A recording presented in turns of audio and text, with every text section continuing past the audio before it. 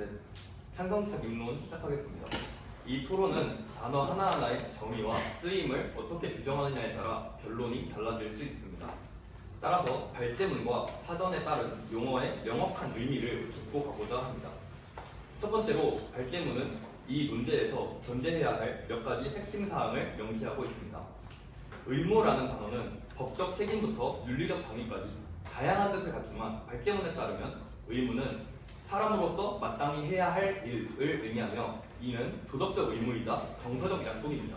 따라서 수용할 의무는 법적 구속력이 있는 것이 아니라 자율적 행위로 이해해야 합니다. 또한 발제문에 제시된 연애관계를 보았을 때 연애관계가 성립하기 위해서는 정서적, 사회적 친밀감을 지속하기로 한 약속이 전제되어야 합니다. 이 약속을 이행하기 위해서는 도덕적 의무가 따르며 저희는 그 의무에 함께 시간을 보낼 의무, 정서적 교류를 해야 할 의무, 그리고 신체 접촉을 수용할 의무가 포함된다고 보았습니다. 두 번째로 연인과 연애의 사전적 의미를 살펴볼 필요가 있습니다. 연인의 사전적 의미는 서로 연애하는 관계에 있는 두 사람이며 연애의 정의는 성적인 매력이 이끌려 서로를 좋아하며 서로 사귐을 의미합니다. 성적인 매력이라는 것은 상대의 신체적 특징이나 감각적 요소와 관련된 매력을 뜻하므로 성적 매력은 본질적으로 신체 접촉의 욕구를 수반합니다. 서로의 정서적, 사회적 친밀감을 지속적으로 공유하고 유지, 증진시키기 위해 신체 접촉은 필수적입니다. 따라서 저희는 연애 관계를 맺은 사람은 상대방의 신체적 접촉을 수용할 의무가 있다는 문제에 찬성합니다. 세 번째로 이 토론에서 말하는 의무는 상대방에게 신체 접촉을 강요해야 한다는 뜻이 아닙니다. 연인 사이의 신체 접촉은 연애 관계에서 기념일을 챙기는 행위와 유사한 맥락으로 이해할 수 있습니다. 기념일 챙기기는 두 사람 간에 암묵적으로 형성된 도덕적 의무이며 이를 지키지 않는다고 해서 법적 처벌을 받는 것은 아니지만 그로 인해 관계에 균열이 생기거나 정서적 거리감이 커질 수 있습니다. 연인 사이의 신체 접촉 또한 자율성이 부여된 도덕적 의무입니다.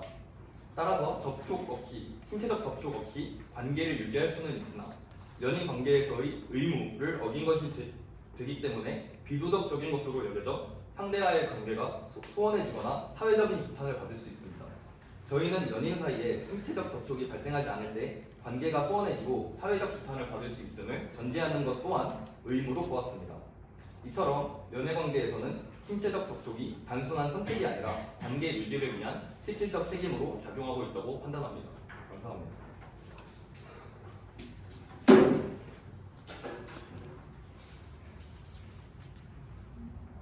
반대측 질문을 시작해주세요. 안녕하십니까. 반대측 인도 맡은 박찬현입니다. 다양한 이해관계와 저마다의 개성과 권리가 존중되는 현대사회에서 인간관계 또한 복잡 다변화되어가는 것이 현실입니다. 오늘 우리는 연애관계에서 신체적 접촉의 수용 의무가 존재하는지에 토론하고자 합니다. 연인 사이에서의 애정이란 감정을 확인하기가 점수가 어려워지고 간단한 스킨십조차 많은 생각을 거쳐야 하는 요즘 사회에서 한 번쯤 토론해볼 만한 존재라고 생각합니다. 저희 반대측은 오늘 문제에 대해 다음과 같은 이유로 반대합니다. 첫째, 개인의 신체 자율권은 설사 사랑하는 애인 사이일지라도 그 누구에게도 전가될 수 없습니다. 2008 헌가 58회 헌법재판소 판결에 따르면 헌법 제10조는 모든 국민은 인간으로서의 존엄과 가치를 가지며 행복을 추구할 권리를 가진다. 국가는 개인이 가진 불가침의 기본적 인권을 확인하고 이를 보장할 의무를 진다. 라고 규정하여 개인의 인격권과 행복추구권을 보장하고 있습니다. 개인의 인격권, 행복추구권에는 개인의 자기 운명 결정권이 존재되는 것이고 이 자기 운명 결정권에는 성행위 여부 및 그 상대방이 결정할 수 있는 성적 자기 결정권이 포함되어 있다는 것을 의미합니다. 헌법 제10조로부터 파생되는 권리에는 자기 결정권, 신체의 자유, 성적적인 결정권이 포함되는 것입니다. 이처럼 개인의 신체에 대한 자유는 현대 입헌주의 국가에서 기초적으로 보장되어야 하는 기본 중요 가치 중 하나입니다. 이것은 응답, 연애 관계의 양 당사자에게도 적용되는 것으로 연인 간의 신체적 접촉은 개별적인 동의 하에 이루어져야 하고 일방에게 의무가 주어져 있다고 접근하는 것은 무리가 있습니다. 둘째, 연애 관계에서 신체 접촉은 필수 혹은 필요 조건이 아닙니다. 신체 접촉은 연애 상대에 대한 수많은 감정 표현 수단 중에 하나일 뿐 그것이 없다고 해서 연애 관계가 깨지는 것은 아닙니다. 안타까운 사례이지만 로맨스 스캠의 경우에도 어떠한 신체적 접촉이 없이 연인 관계로 발전할 수 있음을 보여주는 중요하다고 볼 수 있겠습니다. 셋째, 연애관계는 정형화된 계약이 아닌 유동적인 정서적 상호작용의 성분임과 동시에 도덕적 공동체별 가치에 따라서도 달라질 수 있습니다. 우리는 어떤 사람을 만날 때와 달리 시간이 지남에 따라 그 사람의 가치관, 취향, 성격 등을 알지 못했던 부분들을 발견하며 서로에게 맞지 않는 부분들을 끊임없이 조율해 나갑니다. 연애관계를 시작하기 전에 신체 접촉을 받아들일 것을 반드시 전제한다고 볼 수는 없을 것입니다. 반면 혼인 전 남녀 관계에서 모든 신체 접촉을 금기시하는 이슬람사회처럼 각 사회의 도덕 규범은 그 사회의 최고 규범이 무엇인지에 따라 전통과 역사 등의 맥락에 따라 달라집니다. 그렇게 우리는 일률적으로 연애관계에 있어서 신체 접촉 수용 의무가 정해져 있다고 말할 수 없습니다. 이상을 근거로 반대합니다. 이상입니다. 네, 다음 반대측 2번 토론자 교사조사 시작해주세요. 네, 일단 저희가 토론하고 있는 주제에서 연애를 도덕적 약속으로 존재하는 것을 아십니까? 네. 그렇다면 도덕적 약속은 개인의 권리와 자유를 침해하지 않아야 한다는 점을 동의하십니까? 네, 동의합니다. 그럼 개인의 신체에 대한 권리는 타인에게 강요될 수 없다는 헌법적 권리를 동의하십니까? 네, 동의합니다. 그렇다면 개인의 권리를 침해하지 않기 위해 의무라는 다소 강압적일 수 있는 수단은 없어야 하는 것 아닙니까? 저희가 얘기하는 도덕적 의무는 강압적인 것이 아닌 상대에게 자율성이 부여되는 강제성과는 좀 다른 개념이라고 봐야 된다고 생각합니다. 일단 신체적 접촉이 강요되면 법적 문제로 이어질 수 있다는 점을 동의하십니까? 동의합니다. 그럼 데이트 폭력이나 성적 동의 문제가 강제적 신체 접촉이 주 원인인 걸 동의하십니까? 네, 동의합니다. 그렇다면 신체적 접촉을 의무화하는 주장은 이러한 문제를 발생시킬 위험이 더 커진다는 것에 동의하십니까? 저희는 또 도덕성에도 자율성이 부과된다고 생각했기 때문에 그것은 완전히 동의하기 어려울 것 같습니다. 도덕의 정의에 대해 아십니까? 자세히 설명하지 못할 것 같습니다. 네, 도덕은 사회 구성원들의 양심, 사회적 여론에 비추어 스스로 마땅히 지켜야 할 행동 원칙이나 규범의 총체를 말하는데 간단하게 이제 도덕은 사회를 핵심 기반으로 삼고 있다는 것입니다. 그럼 이제 최근에 김수현과 김세론 사이의 사건을 들어보셨습니까? 네, 그럴 것 같습니다. 네, 이 사건을 들어봤다는 것 또한 이 신체 접촉에 대한 사건이 우리 사회에서 굉장히 흔하고 최근까지도 일어났다는 것을 증명하고 있습니다. 그럼 지난 5년간 연인 간의 신체 접촉과 관련된 문제들을 다루기 위해 아직까지도 법적 대응이 개선되고 있다는 사실 아십니까? 당연히 잘 모르겠습니다.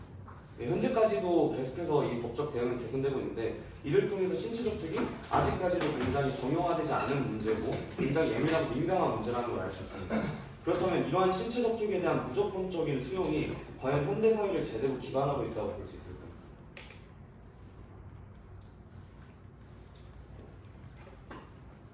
논의할 필요가 있다고 생각합니다. 네, 보기 어려울 것 같습니다. 그러면 일단 우리는 한 사회 일원으로 사회적 다양성을 존중해야 한다는 점을 동의하십니까? 네, 동의합니다. 그렇다면 전 세계 이슬람 신자가 어느 정도 되시는지 아십니까? 전혀 잘 모르겠습니다. 전 세계 이슬람교 신자 비율은 전체 인구의 25% 정도가 되는데 인구 수로 따지면 대략 18억 정도가 됩니다. 그러면 이슬람 신자는 부부가 아니라면 이성 간의 신체 접촉을 심지어 악수까지 제한하는 경우가 있습니다. 그렇다면 18억이나 되는 인구에게 의무라는 수단을 넣는 것이 사회적 다양성을 무시하는 것 아닙니까? 그럼 아무리 25%전 세계 전 인구의 25%에 해당하는 인구가 그렇게 한다고 하더라도 그것은 보편적 정서라고 보기도 좀 어려울 것 같습니다. 네, 여기까지 하겠습니다. 네, 수기 시간 내용 드리겠습니다.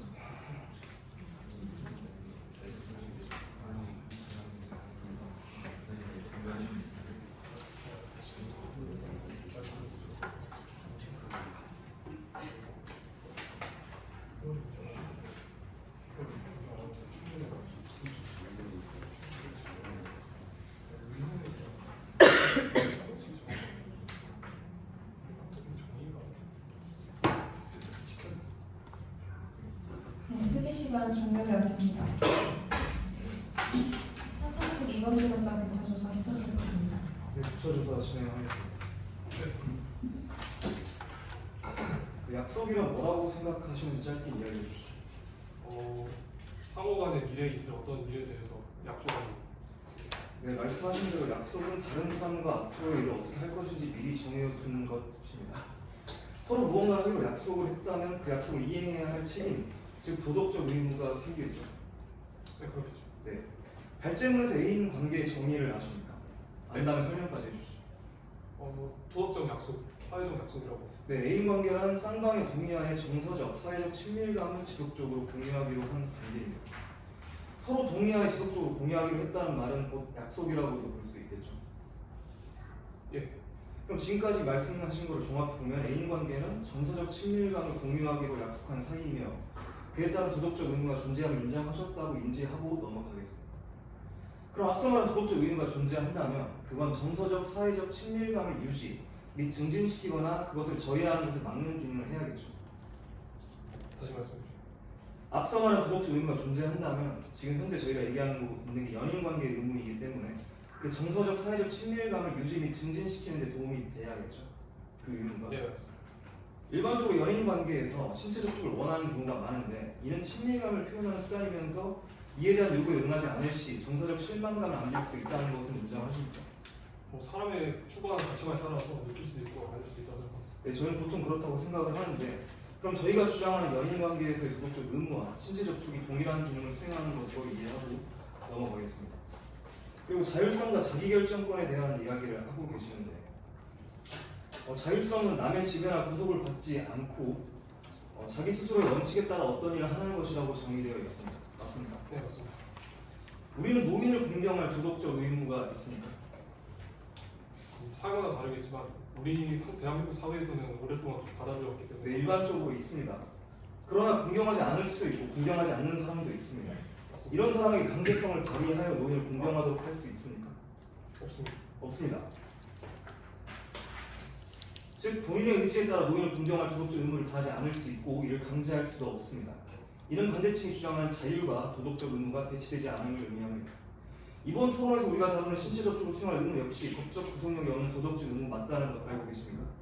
네, 저희도 그렇게 찬성합니다. 네, 그럼 따라서 같은 논리에 따라서 신체 접촉을 수행할 의무와 자율성은 전혀 배치되지 않으며 공존 가능함을 밝힙니다.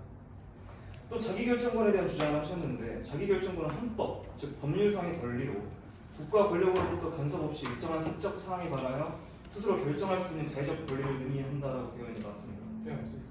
그럼 말씀드린 대로 자기결정권은 법률적으로 구속받지 않을 권리입니다. 따라서 법률적으로 구성되지 않은 관계, 애인 관계에 대해서는 네, 찬성 측 교차 조사 시간은 다음으로 넘어가겠습니다. 자유토론을 시작하도록 하겠습니다. 자유토론은 반대 측 3번 토론자의 발언으로 시작하도록 하겠습니다. 접촉 없는 연애가 비도덕적이다라고 하셨는데 그럼 전 세계에 존재하는 18억 명의 이슬람 신자는 비도덕적인 사람인가요?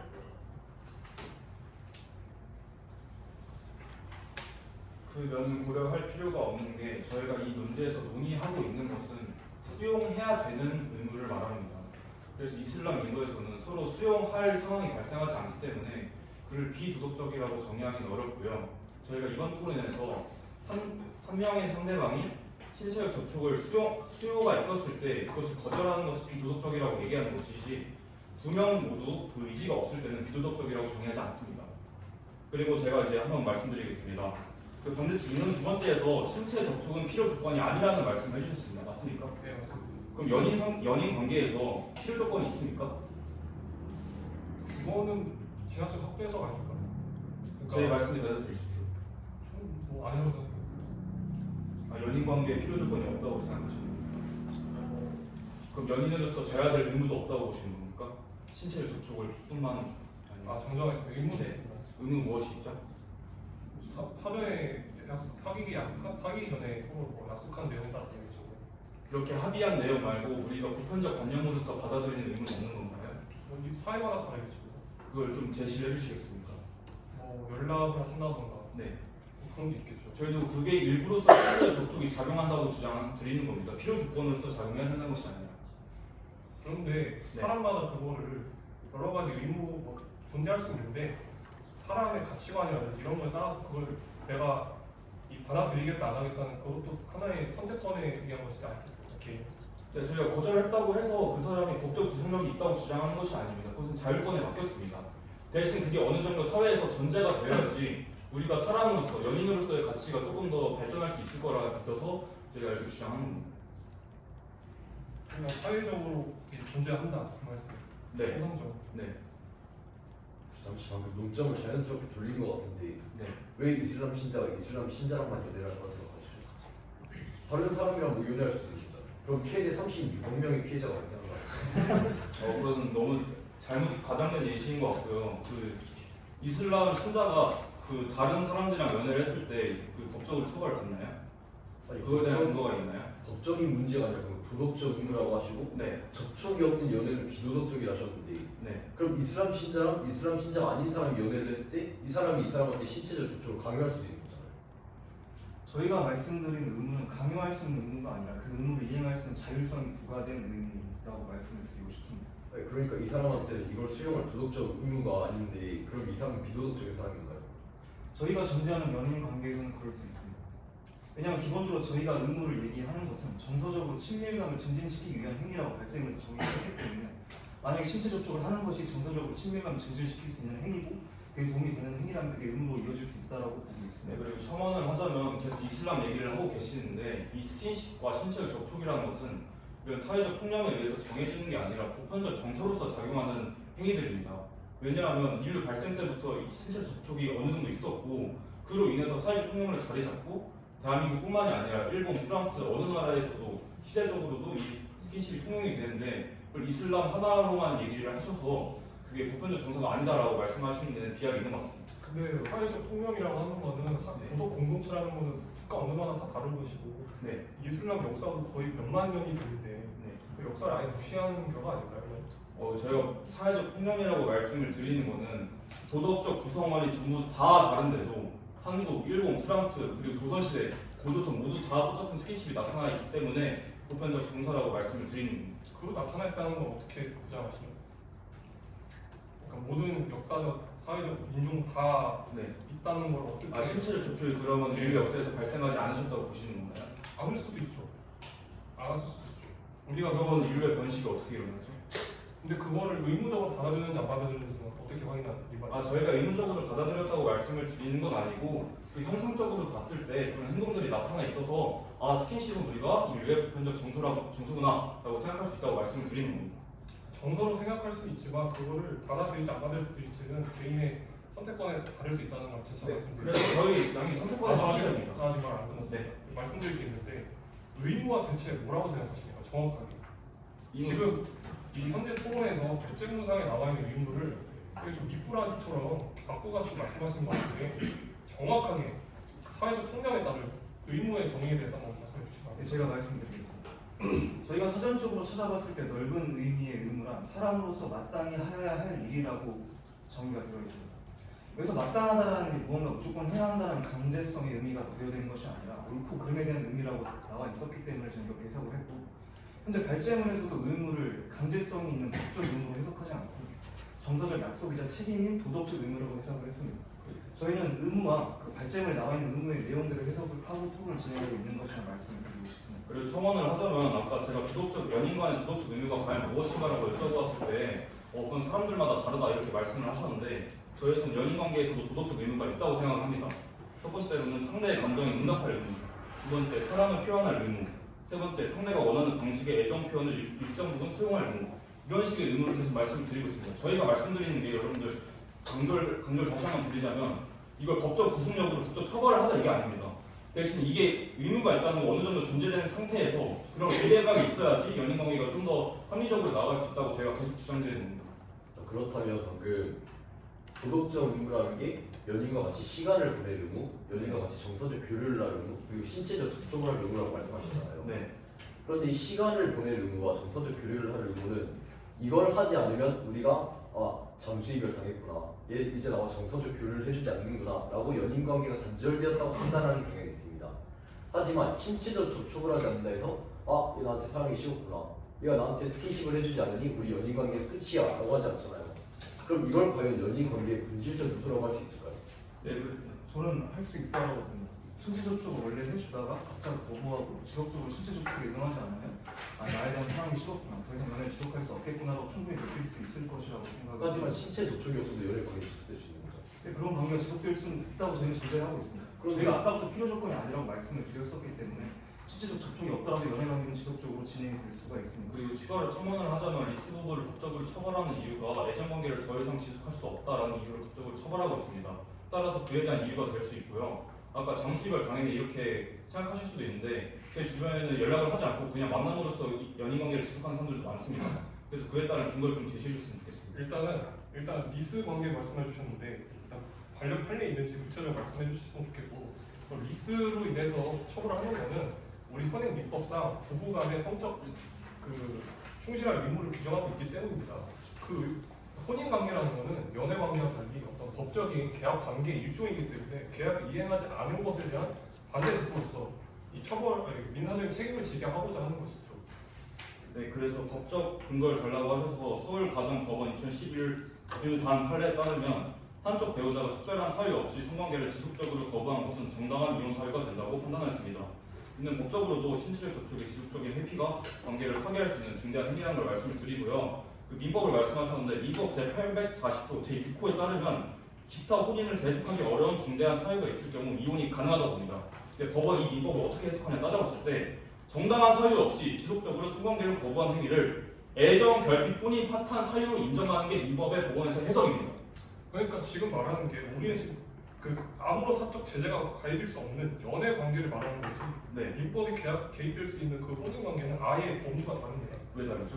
당연히 법적 구속을 받으니까 연애 관계는 법적 구속을 받지 않습니다. 저희가 법적으로 처벌한다고 얘기를 해서 이 민법의 해석을 제시하는 게 아니라 성관계를 거부한 행위를 애정, 결핍의 사유로 인정한다는 것을 좀 집중해 주셨으면 좋겠습니다. 신체적 접촉을 거절한다는 게 애정의 단절로 이루어진다는 거죠. 그 아까 말씀해 주신 나는 스킨십 아니면 사귈 수 있는데 이게 불가능하다는 거죠. 법적에서 인정하는 게. 그리고 첫 번째 주장하면서 신체의 자율권은 사랑하는 애인일지라도 뺏길 권리가 없다고 주장을 하셨는데 저희에서는 신체 자율권을 뺐다고 주장하는 게 아닙니다. 그 점 인정하십니까? 네, 인정하겠습니다. 네. 그래서 아까 말씀하신 불가침한 인권, 인격권, 행복 추구권, 성행위 여부 이런 것들 다 무효가 되는 것도 인정하십니까? 왜냐면 저희가 빼앗자고 한 게 아니기 때문에. 그건 인정하지 않습니다. 왜 인정 안 하십니까? 당연히 존재를 해야 되는데 그거 네. 빼앗을 수 없다고 해서 한다는 거는 물리적으로 뭔가 맞아요. 그러니까 저희도 존재는 하는데 그것을 빼앗지 않으니까 그게 각자로서 당연히 존재한다고 존재하는 겁니다. 근데 아까 말씀해주신 반대측 첫 번째 입론에서는 이 신체적 수용을 허용하게 된다면 내 연인의 불가침한 인권, 인격권, 행복 추구권, 성행위 여부 이런 게 다 빼앗기 때문에 신체적 접촉을 수용하지 않아야 된다고 말씀하신 거 맞습니까? 다시 설명해 주세요. 그러니까 반대측 첫 번째 입론을 하실 때 인격권, 행복 추구권, 성행위 여부를 신체적 접촉을 수용했을 때 침해받으니까 신체적 접촉이 의무가 돼서는 안 된다라고 말씀하신 것 같습니까?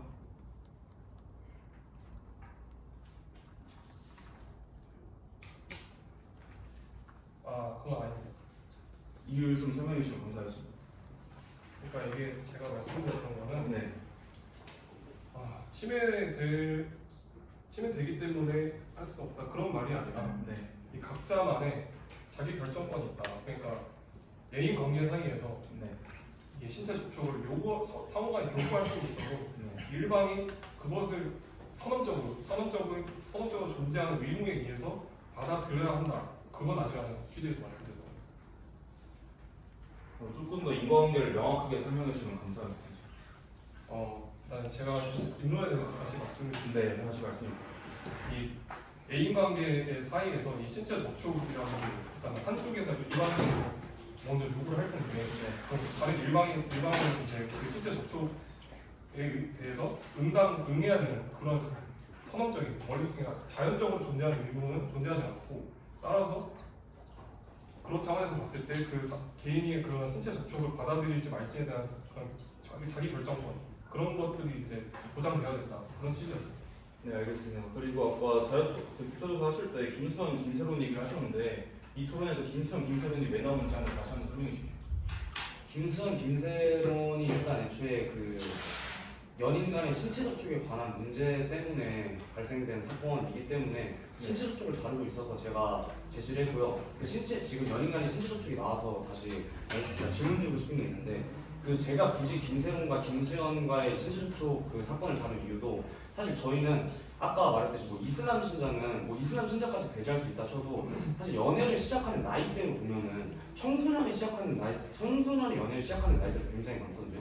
제 주변에만 해도 그 청소년의 연애를 시작하는 애들이 굉장히 많은데 이 청소년들이 그 신체적으로 자신에 대해서 뭐 성 정체성을 잘 모를 수 있고 자신의 신체에 대해서 구체적으로 생각하지 못하기 때문에 성교육도 지금 계속해서 확대되고 있는 추세인데 이런 청소년들도 어쨌든 간에 연인 관계에 해당이 되는 건데 이런 청소년까지 포함한 큰 연인 관계에서 이 연애에 대한 이 신체 접촉에 대한 도덕적 의무를 시행을 하게 되면 만약에 암묵적이라고 하더라도 어쨌든 간에 도덕적 의무가 만약에 암묵적으로 인용이 된다면 오히려 더 이런 성과 관련된 문제들이 더 발생하지 않을까요? 그 저희가 토론에 앞서서 저희 이번은 찬성 측 1번 토론자가 답변해 주시면 감사하겠습니다. 네, 저는 혹시 질문 한번 마지막에 그러니까 아까 이제 이슬람 신자에 대해서 그냥 굳이 말을 안 할 이유가 이슬람 신자는 뭐 그렇게 많이 도덕 공동체에 포함될 수 없다라고 이제 말을 해가지고 제가 이제 다른 사례를 든 게 바로 청소년인데 저희가 연애를 시작하는 나이대가 청소년도 있고 뭐 여러 나이대가 있는데 제 주변에만 해도 청소년의 연애를 시작하는 나이대가 그 친구들이 굉장히 많은데 청소년 시기에 그런 연인 관계에서 신체적 접촉에 대한 그 도덕적 의무를 어쨌든 간에 암묵적으로라도 넣은다면 그 자신의 성 정체성도 제대로 모르고 신체에 대해서 얼마나 중요한지를 모르는 그런 청소년들에 대해서 오히려 성과 관련된 문제를 더 발발시킬 위험 가능성이 있는 건 아닌가 이거에 대해서 어떻게 생각하는지를 여쭤봐요. 청소년들 사이에서의 신체적 접촉의 범위를 어디까지 생각하고 계시고요? 아니 어쨌든 간에 여기서 신체적 접촉이라는 건 모든 신체적 접촉을 포함했으니까 간단하게 뭐 악수도 될 수 있고 뽀뽀도 될 수 있고 크게 보면 성관계도 될 수 있는 거죠. 근데 어쨌든 간에 신체적 접촉을 수용할 의무를 넣으면 성관계까지 포함이 되는 거니까 그게 성과 관련된 문제를 더 발발시킬 위험이 있는 거죠. 일단 그것은 학교에서 성교육을 통해 해결돼야 할 문제라고 생각하고 또 저희가 여기서 자율성을 부과된다고 얘기를 했기 때문에 그 성관계는 만약 반대쪽이 수용하지 않더라도 그것이 도덕적 의무를 어긴 것이지 그게 반대를 할 수 있다고 생각을 하고 그리고 저 질문드리고 싶은 게 김수현과 김세론 문제를 제가 진짜 몰라서 질문드리는 건데 이것은 한 명은 미성년자고 한 명은 성인일 때 이런 신체적 접촉이 일어나서 문제가 된 건 아닙니까? 그렇죠. 그러면 만약에 둘 다 성인이었다는 전제로 하면 그 신체적 접촉이 과연 문제가 되었을까요? 그럼 어쨌든 간에 둘 다 청소년이라고 가정을 했을 때 성관계를 했다고 하면은 그건 또 문제가 될 수 있는 거죠. 청소년이라고 했을 때 성관계라면 왜 문제가 되는지 설명해 주시죠. 청소년 간의 성관계는 어쨌든 간에 지금 성교육을 할 때도 성관계에 대해서 부정적으로 보고 있는 측면으로 성교육을 할 때 성관계를 부정적으로 보고 있다는 자료가 있어요. 제가 한 번도 부정적으로 배운 적이 없어요. 편의점에서 콘돔을 성인용품으로 분리하지 않는 것도 미성년자들에게 성관계 가능성을 열어두는 것을 봐야 됩니다. 애초에 청소년 얘기를 지금 계속 하고 계시는데 저희는 도덕적 의무가 강제성이 없기 때문에 성관계를 하고 싶지 않은 청소년 얘기를 거부할 수 있으며 청소년이 하는 성관계를 부정적으로 인식하는 것 자체가 지금 좀 맞지 않는다고 생각을 하고 있습니다. 청소년의 성관계에 대해서 부정적으로 인식하는 것에 대해서는 제가 잘못 생각한 것 같은데 어쨌든 간에 지금 도덕적 의무라는 건 아예 없는 상태에서도 청소년 간의 그런 성과 관련된 문제가 되게 심해져가지고 성교육이 실제로 확대되고 있는데 이런 상황에서 물론 강제력이 없다고 해도 암묵적으로 도덕적 의무라는 걸 심어 놓은다면은 당연히 성 관련 문제가 더 발발할 거예요. 그거가 아닌 이유를 설명해 주시면 돼요. 첨언하자면 방금 거부할 수 있는 권리를 언급하셨는데 이 거부라는 것도 그 행위가 뭔지 알고 그 행위의 위험성에 대해 알아야 충분한 판단을 하고 내가 이건 못하겠다고 거부하는 거 아니에요. 그런데 저희가 말하는 거는 그런 인지능력 있는 청소년뿐만이 아니라 성적으로 미숙해서 그 행위가 뭔지 자세히 파악하지 못하는 사람들을 모두 포함하는 것입니다. 제가 말씀을 드리겠습니다. 지금 계속 청소년을 말씀을 해주시고 계신데요. 청소년에서 그 잘못된 성행위 나타나는 이유는 그들이 무지해서지 그들에게 연인으로서의 도덕적 의무가 전제되어서가 아닙니다. 그들의 아직 어리숙한 것을 따져봐야지 그게 도덕적 의무가 전제되어서 나중에 그 물란한 성생활들이 일어날 것이다 이렇게 전제되는 것은 그 인과성이 너무나도 부족합니다. 저희는 그렇게 인과관계를 제시하는 건 아니고 네. 무지하기 때문에 도덕적 의무를 넣어서 훨씬 더 그 위험을 발발할 가능성이 더 높아질 수가 있다고 말하는 거예요. 그러니까 그 인과성이 모호하다는 거죠. 저희 말씀대로 그걸 좀 제시를 해주셨으면 좋겠습니다. 그리고 저희가 계속 말씀드리고 싶은 거는 신체적 접촉을 수용할 의무는 감정 표현에 대한 도덕적 책임입니다. 그냥 내 쾌락에 대한 그런 표현으로서 나타나는 게 아니라 항상 받아들여야 된다는 식의 강제가 아니라 나와 상대방의 애정 관계에서 지속적인 상호 표현과 수용의 노력이 있어야 된다는 맥락에서 나온 그런 의무를 계속 말씀을 드리고 있습니다. 그래서 계속 강제성의 얘기가 나올 필요는 저희는 전혀 없다고 보고 있습니다. 사실 강제성이 아니더라도 계속해서 도덕이라는 키워드를 많이 언급하고 계시는데 도덕이라는 키워드에서 가장 중요한 게 상호에 대한 그런 존중과 공동체를 존중하는 것으로 알고 있거든요. 근데 지금 청소년 연애를 포함시키면은 일단 청소년 간의 연애 관계도 굉장히 많고 그리고 나이대가 아니더라도 그냥 종교를 믿는 걸로도 보면은 아까 말했듯이 이슬람 신자가 전 세계 25%고 대략 인구로 따지면 18억이고 아까 좀 굉장히 가능성을 크게 말해서 36억이라고 말했지만 실제로 가능성은 있는 거잖아요. 그 18억 인구가 이슬람 신자가 아닌 사람들이랑 연애를 할 가능성도 생각은 할 수 있는 거니까. 그럼 만약에 그 18억이 이슬람 신자가 아닌 사람이랑 해가지고 연애를 하면은 대략 거의 36억 명이라 치면은 지금 전 세계 인구가 72억 명 정도이라 하면은 거의 반 정도를 지금 포함하고 있는 건데 이런 이슬람 신자랑 청소년 연인 관계까지 포함을 하면은 사실 이 전체 공동체로 따졌을 때 거의 반을 넘게 엄청 많이 차지하고 있는 건데 이런 공동체에 대해서 지금 계속해서 이런 논점이 흐려지고 있는데 이런 흐려진 상태에서 그 도덕적 의무를 넣는 게 옳은 거예요. 저희가 말씀을 드리자면 36억 명이 될 수 있다라고 하는 것은 물론 예시를 들기 위해서 하신 말씀이겠지만 너무 비약이라고 생각을 하고 일단 이슬람 신자가 일반적인 사람을 만났을 때 연애에 대해서 얘기를 하시는 건 이슬람 신자는 신체 접촉을 원하지 않으면 저희가 앞서 몇 번을 누차히 말씀드렸다시피 거절할 수 있습니다. 그게 전혀 문제가 되지 않고 법적인 구속력도 없고 다만 그런 행위가 일어났을 때 서로 간의 관계가 소원해질 수 있고 사회적으로 지탄을 받을 수도 있고 그게 결별의 사유가 될 수 있다는 것입니다. 만약에 이슬람 신자가 그런 사실을 원치 않으면 그런 도덕적 의무가 존재하기 때문에 그냥 이슬람 신자끼리 만나서 행복한 연애를 하면 된다고 저희는 생각을 하고 있습니다. 첨언하겠습니다. 저는 이슬람 신자들이 서로 이슬람 신자와 이슬람 신자가 아닌 사람들이 서로 연애를 할 때 거기도 도덕적 의무가 존재한다고 생각합니다. 단 이 사람들이 만날 때는 이 이슬람 신자가 신체적 접촉을 할 수 없음을 이미 서로가 알고 있기 때문에 그 도덕적 의무를 깰 것을 각오를 하고 만나는 것이라고 생각합니다. 그러면은 이슬람 신자끼리 만나서 연애하고 된다 이렇게 말씀하셨는데 그러면 말 그대로 신체적 접촉을 전제하지 않는 사람들끼리 만나서 연애하면 되는 거 아닙니까? 네, 저희는 그렇게 생각하고 있습니다. 그리고 하나 더 말씀드리는데 입론에서 맨 처음에 연인의 풀이를 하셨어요. 정의를. 그 한자어가 뭔지 아십니까? 연애는 말씀해 주십시오. 그리워할 연애, 사랑해. 그리워할 연애, 사랑입니다. 육체적인 어떤 그 정의가 들어가 있는데 왜 이런 차이가 발생했다고 생각하는지 한번 말씀해 주시죠. 저희 잘 모르겠어 한번 제시해 주십시오. 그러니까 한자어상으로는 사랑을 그리워하는 사람, 사랑을 그리워하는 사람. 즉 육체적 관계만은 신체적 접촉만이 전제되었을 때 연애나 연인에 대한 정의를 내릴 수 있다는 것은 좀 무리가 있다는 것이죠. 그리고 저희가 계속 여러분들도 아셔야겠지만 저희가 필요 조건으로 계속 신체 접촉을 얘기한 게 아닙니다. 그게 일부 도덕적 의무로 발생을 해야 된다라고 말씀을 드리는 거고요. 그리고 아까 그 말씀하셨을 때 그 청소년 얘기를 계속 하셨는데 그 연인들 사이에서 기념일 간에 선물을 보낸다거나 시간을 보내는 것에 대해서 동의하십니까? 동의하죠. 그럼 그게 존재돼 있어서 청소년들이 그런 과한 선물로 이어져가지고 그게 청소년들의 자본생활을 어렵게 만든다 이런 식의 논리가 존재되는 거예요. 그럴 수도 있죠.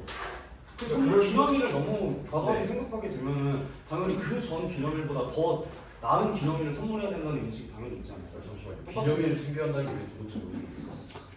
그거 아까 인정하셨는데.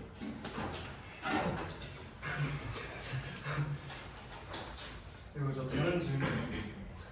입론에서 컨텐츠 주요 논거가 이런 도덕적 의무, 그러니까 신체 접촉을 수용할 의무가 발생한다는 게 자기결정권을 침해할 수 있고 자율성이 배치된다라는 주장을 하셨었는데 현재 저희가 말씀드릴 의무는 절대 강제성이 포함된 의무가 아니라는 것을 지속적으로 말씀을 드리고 있는데 그럼 현재 저희가 말하는 이 토론에서 다루고 있는 의무와 말씀하신 자율성이 배치되지 않는다는 것에 대해서는 동의를 하십니까? 도대체 강제성이 전제되지 않는 의무가 무엇입니까? 그 제대로 된 정의를 내주시죠. 저희가 아까 의무에 대한 말씀을 드렸다시피 의무의 정의는 옳고 그름에 대한 것입니다. 말씀드린 강제성이 전제되어 있는 의무는 의무의 하위 개념으로서 법률과 철학적인 개념에서 의무를 얘기하는 것이지 전체적인 넓은 범위에서 의무는 절대 강제성을 정의하고 있지 않습니다. 그리고 저는 이해가 안 되는 게 왜 계속 의무에 대한 사전적 정의를 말씀해달라고 하시는데 이해가 안 되는 게 지금 여기 제 발제문이 여기 있는데요. 발제문을 보시면 수용할 의무는 연애 상대방의 신체적 접촉 요구에 응해야 할 책임 이는 법적 의무가 아니라 관계 유지를 위한 정서적 약속으로 해석한다라고 되어 있습니다. 계속적으로 그 강제력이 없음, 구속력이 없음을 저희가 말씀을 드리고 있습니다. 그러면 이제 방금 교처조사에서 말씀하셨던 것처럼 노인을 공경해야 한다. 하지만 노인을 공경하지 않는 사람도 있을 수 있다. 이와 같은 도덕적 의무처럼 연인 간의 신체적 접촉을 수용하는 것 또한 도덕적 의무다라고 말씀하신 게 맞나요? 네, 맞습니다. 첨언하자면은 이게 지금 현재 보니까 의무는 의무다. 네, 의무로서 있으니까 어쨌든 그건 의무야. 라는 식의 논의는 별 실익이 없습니다. 그리고 지금 우리가 말하는 그 발제문에도 나와 있듯이 연애관계라는 거는 도덕적 약속 인정하시는 부분이고 그러면 의무라는 것도 그 안에서 뭔가 존재하는 그러니까 도덕적 의무가 어느 정도 존재되어야 논의가 되는 것인데 그 정서적 교감에서 발생한다고 하셨고요. 그럼 이 정서적 교감 상에서 이거를 의무를 연인들 사이에서 이걸 말하지 않는다면 그 의무는 거의 존재하지 않는 것과 다름없는 건 아닐까요? 다시 첨언하자면 저는 말씀해 주시죠. 이게 도덕적 의무라는 게 방금 노인을 공경하지 않는 걸 예시로 들었잖아요. 하지만 노인을 공경해야 한다는 건 우리 사회가 너무나 당연하게 공경하고 있고 만약에 길 가다가 노인을 공경하지 않고 폐륜을 저지른다? 아 이건 미친 거다 라고 사회적으로 인식이 공유되어 있어요. 하지만 연인 간의 신체적 접촉을 하지 않는다고 그 누구도 사회적으로 지탄하지 않고 이상하게 생각하지도 않습니다. 따라서 이를 동일한 도덕적 의무를 주는 것은 저는 무리가 있다고 생각합니다. 일단 노인을 왜 도덕적인 것을 당연하게 여기는지 모르겠고요. 그게 자연적 이성인지 한번 짚어주시면 좋을 것 같아요. 그리고 연인 관계에서 신체적 접촉이 없었을 때 비판을 하는 게 그 아까 제가 계속 말씀드린 판례에서 성관계를 안 했을 때 정서적 단절이 된다고 법정에서 이미 규정을 했습니다. 그게 성격 차이인 건지 아니면 애정 결핍으로 해석한 건지 어떻게 아시나요? 그 법원의 해석을 제가 말씀을 드렸는데 그것을 지금 다른 식으로 또 해석을 하시려는 건가요? 법원이 애정 결핍으로 판단했다고 그 판례에 나와 있나요? 네. 알겠습니다.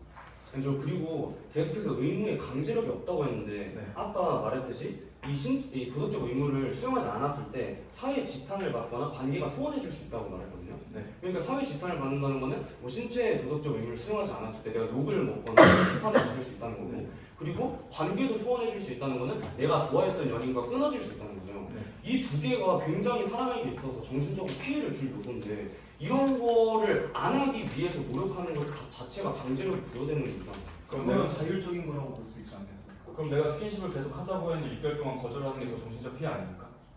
어쨌든 간에 그 사회 지탄을 받지 않고 관계가 소원해지지 않으려고 자기가 어쩔 수 없이 노력을 해야 되는 게 생기는 거니까 이런 거는 강압적이라고 볼 수 있는 거죠.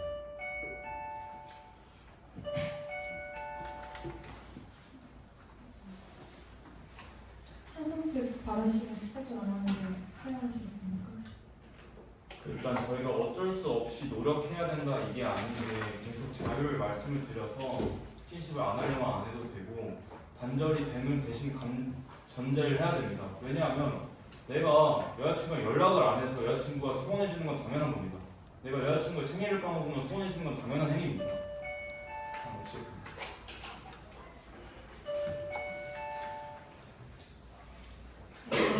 반대측 마무리 발언 시작하도록 하겠습니다.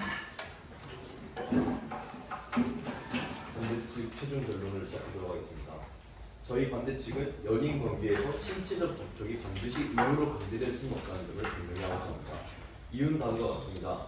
첫 번째 논거에서는 헌법 제10조로부터 파생이 되는 자기결정권에 대한 것이었고요. 두 번째 논거는 신체적 접촉이 연애의 필수적인 요소가 아니라는 점이었습니다. 마지막으로 도덕적 규범은 유동적이라는 점을 언급하며 입론을 마무리했고요. 찬성 측은 언어의 정의를 풀어서 의무는 마땅히 해야 할 일이다. 즉 도덕적 의무이며 이에 대한 거부권이 있다. 그리고 연인 관계라는 것은 성적인 매력에 이끌리는 것이므로 이는 신체적 접촉을 함의한 것이다. 그리고 접촉 없는 연애는 비도덕적이다. 접촉이 없다면 관계가 소원해질 수 있다라는 주장을 했고요. 그러면은 우리가 이제 생각해봐야 할 게 우리가 연인 관계를 맺을 때, 즉 너 나랑 사귀지 않을 때 이 말에 함의되는 반응이 과연 무엇일까요? 우리가 연인 관계를 맺을 때 너는 나와 신체적 접촉을 해야 한다는 것을 기대하는 것도 있겠지만 분명 본질적인 것은 나와 더 가까운 관계가 되고 정서적 교류를 하자는 의미일 것입니다. 칸트는 타인을 단순히 수단이 아닌 그 자체로 존중해야 한다고 밝혔습니다. 연인 역시 분명한 독립적 인격체이며 신체에 대한 자기 결정권을 존중받을 권리가 있습니다. 심지어 사랑하는 관계라 하더라도 동의 없는 신체적 접촉은 결코 정당화될 수 없습니다. 저희는 연인 관계의 본질이 강제된 의무가 아니라 상호 존중과 자유로운 동의에 뿌리를 두고 있음을 강조하고자 합니다. 다양한 애정의 표현이 존중될 수 있는 건강한 연인 문화가 자리 잡길 바라며 이 발언을 마치겠습니다. 경청해 주셔서 감사합니다. 찬성책 마무리 발언 부탁하겠습니다. 네, 찬성측 마무리 발언 시작하겠습니다. 신체적 접촉은 연애 감정이 현실로 드러나는 순간입니다. 사람은 누군가를 사랑할 때 말보다 먼저 손을 내밀고 기대고 안아주고 싶어집니다. 이건 누가 가르쳐서 하는 것도 시켜서 하는 것도 아닙니다. 마음에서 움직이기 시작한 감정이 신체를 통해 자연스럽게 흘러나오는 것입니다. 우리는 생각하기 전에 이미 세계에 닿아 있다. 철학자 멜로 퐁티의 말입니다. 신체는 단순한 껍데기가 아니라 감정이 흐르고 관계가 시작되는 통로입니다. 이처럼 신체적 접촉은 인류 보편의 정서입니다. 시대와 문화를 넘어 언제나 연애 관계 안에서 자연스럽게 기대되고 반복되어온 감정의 표현이었습니다. 그리고 우리는 알고 있습니다. 사랑은 표현되어야 완성됩니다. 우리가 연인에게 사랑해라고 말하고 기념일을 챙기는 이유는 단 하나입니다. 내 사랑이 상대에게 온전히 전달되지 않으면 불안하기 때문입니다. 사랑은 혼자 품고 있는 감정이 아니라 상대에게 닿아야 하는 감정입니다. 그래서 우리는 표현하고 또 표현합니다. 그리고 그 표현을 서로 기대하는 것, 바로 그것이 연인관계입니다. 그 감정을 증명하고자 할 때 신체적 접촉은 가장 본질적인 수단으로서 작용합니다. 따라서 저희 찬성팀은 신체적 접촉을 연애관계 안에서 발생하는 도덕적 의무라고 주장합니다. 하지만 여기서 말하는 의무는 법처럼 강제하는 것이 아닙니다. 자율성을 바탕으로 작동하는 관계 안의 정서적 약속입니다. 물론 혼전순결이나 개인의 신념처럼 접촉을 조절하거나 거부할 자유는 분명히 존중받아야 합니다. 하지만 그런 선택이 존재한다는 이유로 연애 관계 자체에 깔려있는 접촉의 기대와 책임까지는 지워지지 않습니다. 사랑은 말로만 이어지지 않습니다. 감정은 표현되어야 할 의미가 있고 행동으로 드러날 때 비로소 사랑합니다. 그리고 그 행동이 바로 신체적 접촉입니다. 저희는 여기서 단언하겠습니다. 연애 관계를 맺은 사람은 상대의 신체적 접촉을 수용할 도덕적 의무를 가집니다. 그것은 강제가 아니라 자유를 위해서 작동하는 사랑의 방식입니다. 우리 모두 사랑을 주고받는 관계 속에서 살고 있습니다. 우리 모두가 그 안에 책임을 외면하지 않기를 바랍니다. 저희는 이러한 입장에서 위의 문제에 찬성합니다. 감사합니다. 네, 토론 마치도록 하겠습니다. 저희 MVP 투표 한 번씩 해주시고 질의응답 시간이나 피드백 시간 가지도록 하겠습니다.